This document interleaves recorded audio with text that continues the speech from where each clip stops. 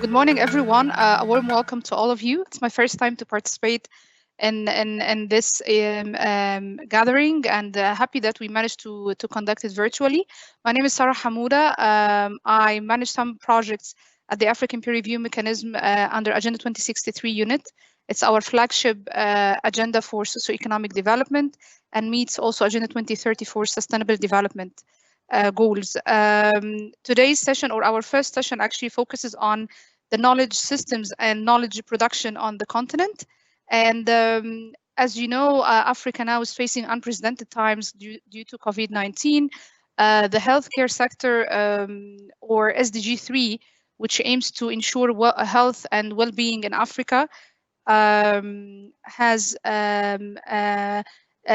severe challenges. We have different issues related to expenditure on healthcare in Africa, on reporting on health data, as well as also the commitment of African countries to apply disaster framework to mitigate crises related to health issues. So our session simply focuses on discussing how countries can leverage reserve funds to improve investigations on COVID-19, as well as for research through think tanks and higher learning institutions such as the University of Cape Town. We're going to discuss the interface between research and policy making and how can we improve it, as well as how does Africa or African countries define the future post-COVID-19, and what resources should be invested in education and training to achieve a better future for African citizens. I'm very much honored to moderate this session with four distinguished speakers. Our first speaker is Dr. Saliem Fakir. I hope I'm pronouncing correctly, who is the Executive Director of the African Climate Foundation in South Africa. He has over 20 years of experience in the field of renewable energy policy and financing. And also Dr. Saliem served on the executive board of the WWF South Africa as head of the policy and future unit for more than 11 years. Thank you. First, a correction. I'm not a doctor, and in South Africa, if somebody calls you a doctor, you need to be you need to correct it very immediately. But I wanted to really thank you, Sara, for the kind introduction, and also to thank UCT and APRM and the Nelson Mandela School of Governance for this wonderful opportunity to share thoughts on, I think, a very important topic, and it's at the heart of the work the African Climate Foundation is doing. I also want to just say we've actually started a new institution, and I think it's wonderful that we can participate in Africa Day this soon, because we literally started the 1st of April, and we're continuing to build what I think would be a very important institution with important links to all of you and to develop the work as we go along in partnership with you. The African Climate Foundation will have a hub in South Africa, and with time we will establish operational presence in Ethiopia and Kenya. Hopefully we will also, when we're in Ethiopia, work very closely with the AU and other AU-related institutions. If you talk about climate change and COVID and anything that requires scientific information to feed policy, evidence-based work is very vital and essential part of that. And we know that in the context of COVID-19, the countries and leadership and policymakers that adhere to the science are proving to be more successful in dealing with the crisis than those who have relied on very spurious notions of what the cause of the virus is, or how to solve a very troubling and emergent crisis that we are all part of at the present moment. So this aspect of knowledge and how we understand knowledge and how we use evidence-based work to inform policy is a very important aspect of some of the lessons we're going to learn from COVID-19. We know that willful ignorance and willful practice based on ignorance that doesn't at least take into account the best science that we have, does lead to death. And we are seeing that play itself out in countries. I don't have to mention names. It's very widely known in the newspapers, and you just have to look at the relationship between ignorance, lack of knowledge, or at least not accepting prevailing scientific knowledge and the cause of death.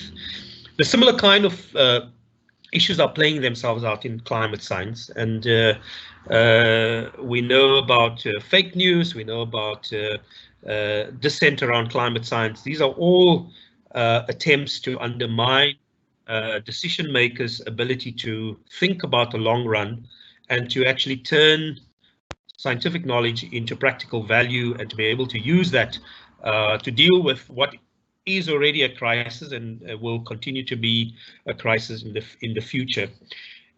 On the topic about knowledge production and knowledge, let me divide my inputs into three parts. I want to make some philosophical remarks, because I think it's important to understand our premises with relationship to what we mean by knowledge. I want to talk about the relationship between knowledge, truth, and practice, because I think that's very important.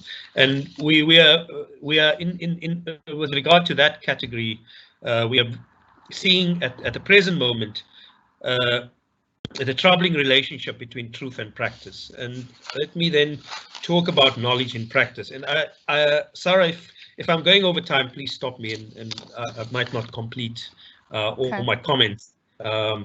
But I'm sorry, I forgot to say that each speaker has 10 to 15 minutes. Okay, so I'll try to be as succinct as possible.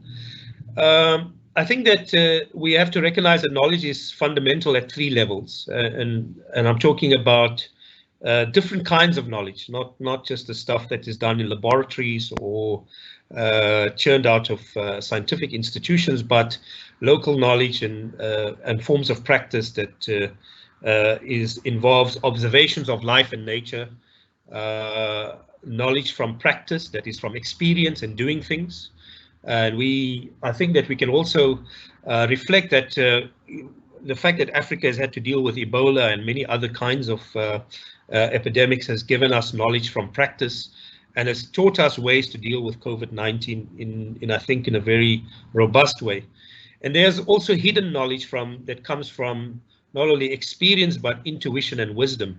I think factors and the importance of the last part is that you can have the best science, you can have the best decision makers, but if they do not have the right intuition and wisdom that comes from where they are sitting, they could make the wrong calls and the wrong judgments. And we can see that also playing itself out in the conflicts around science and what the decision should be around how to manage a crisis like COVID.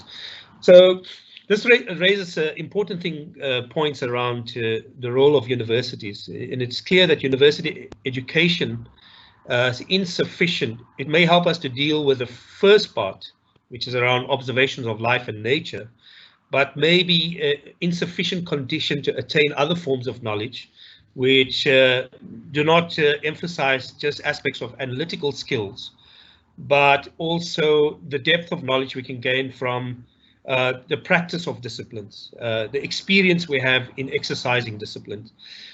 And often we find that many university students that come out of university may have strong analytical skills, but do not have depth of experience in a discipline, and often are ill prepared to deal with real life challenges when they just come out of university. So the role of universities in bridging this divide between analytical skills, experience, and ability to make good and sound judgment is something that I think we have to develop a way of closing the circle, if you want. While universities play an important role and they provide a foundation for us to achieve great heights in understanding and knowledge, but the rest of is all up to us. And so every student or person that learns new skills and knowledge in universities should not end their career in a particular discipline, but actually take advantage of the age of digitization to learn more things and also to practice. However, to deal with complex and challenging problems in society, it's insufficient just to rely on science, but also practice, that experience and knowledge that comes out of practice. We've got to learn by doing, and this is, in many cases, we know that there's a lot of talk, and we've had talk about boosting industrial development on the continent. We know that it's insufficient to know what industrial development is and have ideas about it, but we have to find ways on the continent to actually practice industrial development, because by learning by doing is more important than theorizing about what industrial development is. And this applies to all kinds of fields that we want to nurture and develop on the African continent. I want to say that with regard to knowledge, truth and practice, and I want to talk about this from a point of view of the field that I'm very familiar with. We know this issue quite well, that even though truth is spoken about certain things, it doesn't mean that that easily translates into decisions in practice. For a long time, and it still continues, climate science has been subjected to spurious claimants of knowledge and science to place in our minds doubts about the science, so that we do not act in a timely way around this. We've seen this actually with COVID-19 as well, that it's not a black swan, it was a white swan, in a sense that people were aware that another pandemic will hit. But as you can see, many governments and society as a whole did not prepare for this. And the similar kinds of things play itself out around the climate crisis. These tactics of doubting the science, which ironically is also playing itself out while the COVID-19 crisis is on, has been well documented by scholars such as Naomi Oreskes and others. And the strategy is a well-known one. It is we've seen it with tobacco and many other things like lead pollution, any factors that cause disease or disrupt society. The first tactic is to deny, to plant false science, to attack the messenger, to wage a media campaign against the science, and to put one group of scientists against another. And often in the climate science domain, people who have certain kinds of degrees, but who are not really so often experts in a particular field, are asked to comment on stuff that often they do not know much about, but the credentials and the label of scientific authorities used to cast doubt. So I think, as in the COVID-19, and it will play itself and it's continuing to play itself in the climate science, that what is truth these days is a contested space. Often scientific authority is put under question. We have this problem of different sources of evidence, and this is made even worse by the fact that while the internet is a profound tool to learn new things, it's also a profound tool to disseminate false information and false science. And so we have to contend with insertion of fake news. Again, this has happened with COVID-19. And it's led to compounding in problems in the public mind, and as to what is authoritative knowledge and who can we trust, and has implications for how we use such knowledge in the domain of practice and action. We can see some of this come out live with COVID-19. Let me try to conclude with some closing remarks. In terms of the African continent, it's important that we try to not only encourage the development of analytical skills, but we actually find at a regional, at a national level, mechanisms for different disciplines to be exercised in practice, and for valuable experience to be gained that is able to translate what one could describe as universal sources of knowledge and science to specific conditions on the African continent. But as I've articulated in my opening remarks, we also have to be cognizant of the fact that having sound analytical skills, having the best knowledge, does not translate into good judgment, often at the levels of policy and leadership.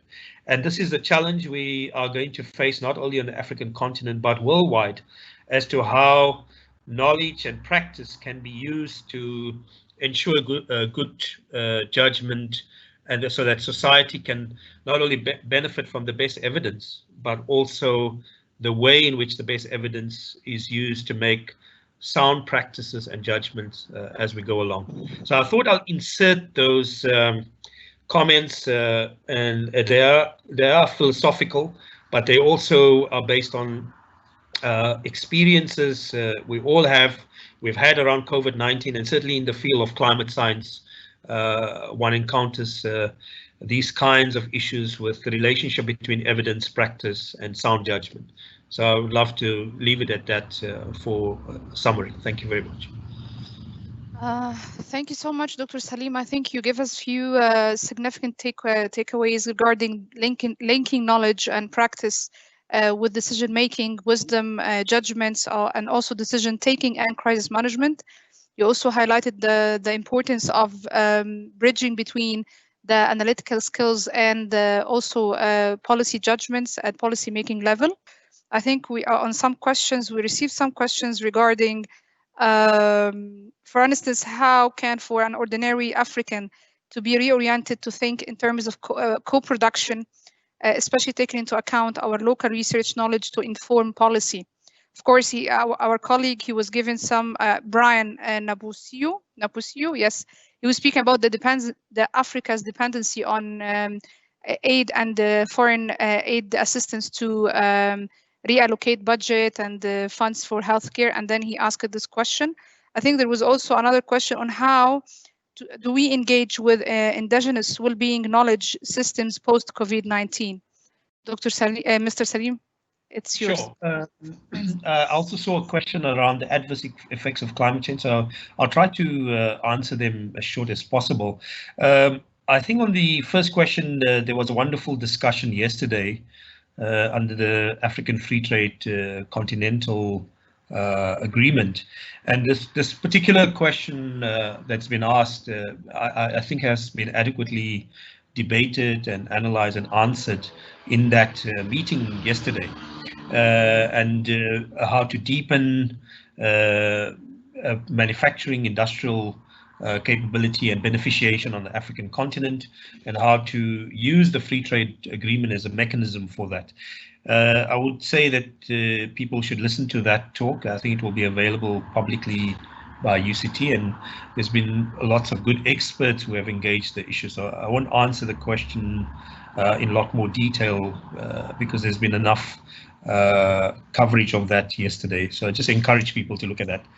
On indigenous knowledge, in my past work, I was working a lot on the Convention on Biological Diversity, and one of my areas of interest many years ago was around the use of indigenous knowledge, and which have over generations has been developed around the use of plant material for healing and so on.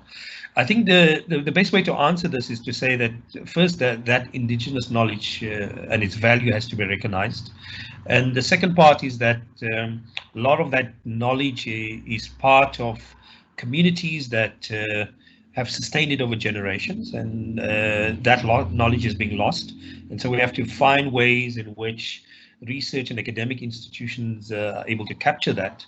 There is some effort around that, but insufficient. A third part, in terms of its relationship to medicine, we have to find mechanisms of officially giving authorization for such indigenous knowledge to be used in primary healthcare as one example of it.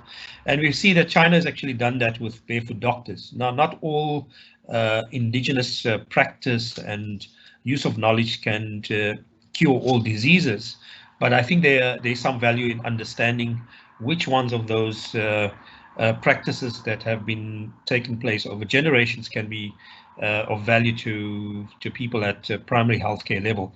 And partly the reason for that is that people don't often have good access and often sources of income to access modern medicine.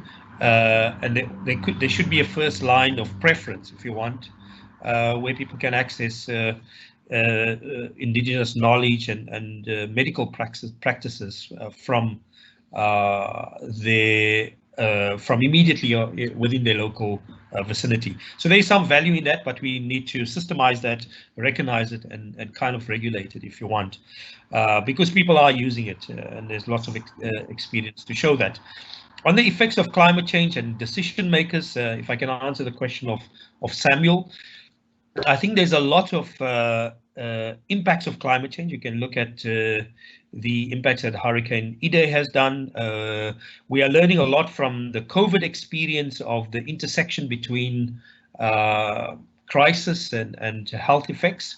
In this case, it's a very direct health effect, but in the future, if we study climate change, particularly around issues of air pollution, or when an extreme weather pattern happens, there are certain services and facilities like electricity is cut off, there are flooding, which can extenuate malaria, dengue fever, and so on. These intersections are well known, actually, and people have experienced them directly. I think most policymakers that avoid making investments in rectifying this, like we're beginning to see and has been argued around healthcare issues, we need to learn to make those long-term investments to prevent situations where climate crisis or extreme weather patterns often translate into economic, social, and health issues. So it is not, I wouldn't say that policymakers don't know this. Policymakers may not have the resources or are postponing decisions because they think that climate change is something that's going to happen in the future. So not to fast forward some of these decisions as they should be doing. Thank you.